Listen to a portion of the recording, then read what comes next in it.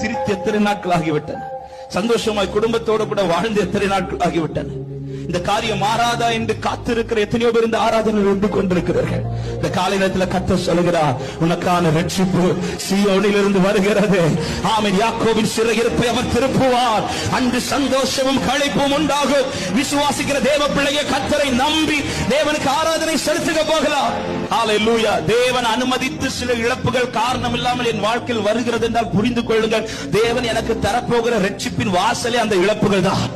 இதெல்லாம் சந்தித்த தாவீது சொல்லுகிறார், பட்சிக்கிறவன் எவ்வளவு வேணாலும் என்ன பட்சிக்கட்டும், கர்த்தர் அனுமதித்து என்னிடத்தில் சில இழப்புகளை நான் சந்திக்கிறேன் என்றால் துக்கத்தை கண்ட நாட்களுக்கு சரியா, ஆமென் ஹல்லேலூயா, என் கலக்கத்தை கண்ட நாட்களுக்கு சரியா, என் வேதனைகளை கண்ட நாட்களுக்கு சரியா கர்த்தர் எனக்கு சந்தோஷத்தை கட்டளையிடுவார்னு விசுவாசிக்கிறவங்க இந்த காலை நேரத்தில் தேவாதி தேவனுக்கு மகிமை.